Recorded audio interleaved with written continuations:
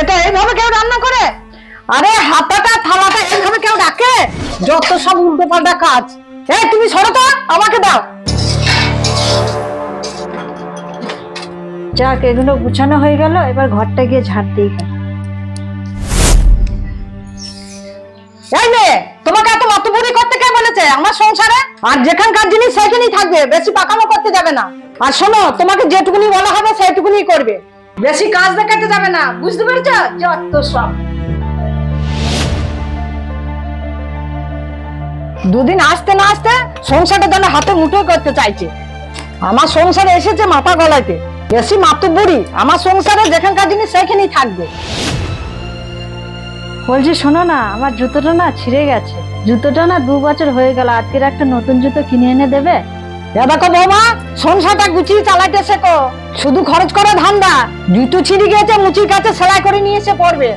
বেশি পাকামো করতে যেও না। প্রত্যেক মাসে মাসে জুতো কিনবে নাকি? মা, জুতোটা তো অনেক পুরনো হয়ে গেছে। থাক বৌমা, আমাকে আর জ্ঞান দিতে এসো না। এটা আমার সংসার, আমাকে বুঝতে দাও। কি যে বাতের ব্যথা, মরে যাচ্ছি।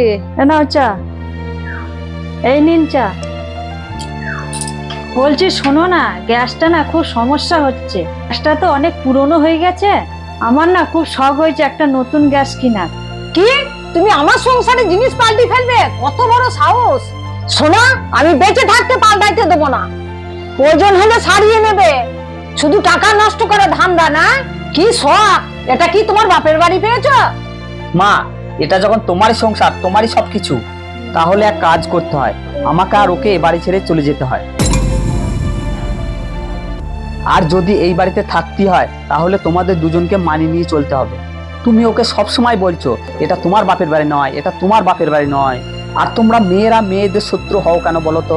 ও একটা জায়গা থেকে এসেছে, কোথায় ওকে মানিয়ে গুছিয়ে নেবে তা নয়। এটা ওর বাড়ি নয়, এটা ওর বাড়ি নয়। কেন করো এরকম বারবার তুমি?